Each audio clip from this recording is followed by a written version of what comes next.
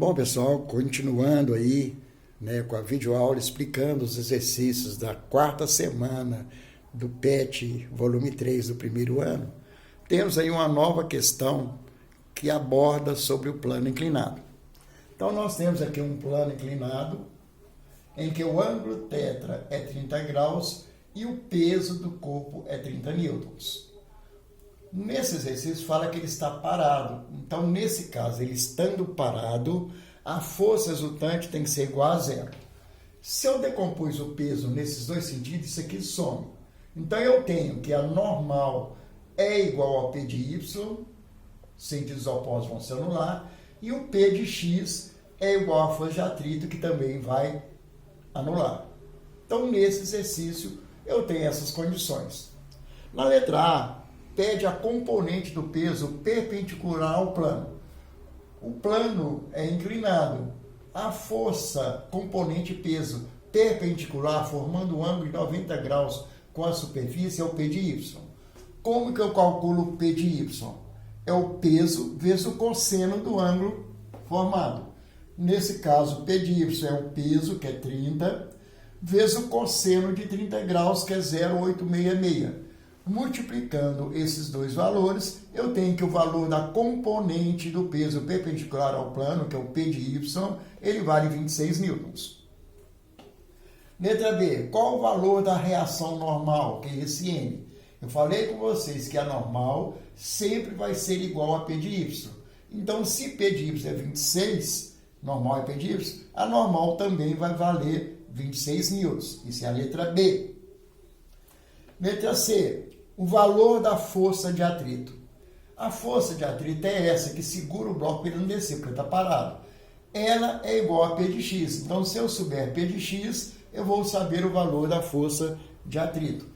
Então, força de atrito é igual a P de X. O que vai ser o P de X? Essa componente aqui da força-peso. Vai ser o peso vezes o seno. Olha, P de Y é vezes o cosseno. O P de X é vezes o seno do ângulo. Então, o que vai ser P de X? É o peso do corpo, que é 30 newtons, vezes o seno de 30 graus, que é meio. 30 vezes 1 dividido por 2 dá 15. Então, P de X é 15. Logo, a força de atrito vale 15 newtons. Porque força de atrito é igual ao P de X. Letra D. Se o coeficiente de atrito estático vale 0,70, qual é o valor do atrito estático máximo? Para calcular a força de atrito estático máximo, é o coeficiente de atrito vezes a normal.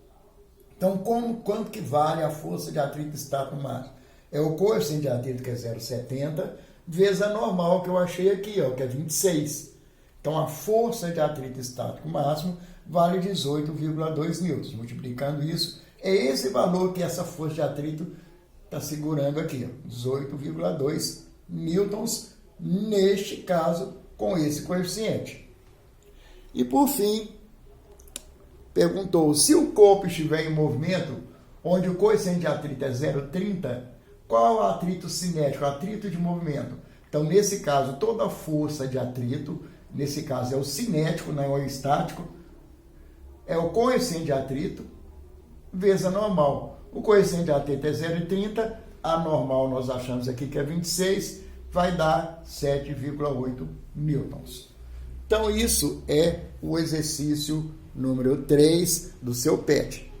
Estou explicando mais diretamente que esse assunto, normalmente a gente demora mais tempo, isso aí é assunto para quase um mês, explicando pausadamente por que cada força. Então, de uma hora para outra, vocês fazerem o exercício e ter que entregar o exercício para completar sua atividade do PET 3, inclusive, além de tentar ganhar o cesta de chocolate. Gente, bye, bye. Beijão, beijão. Tudo bom para vocês. Até.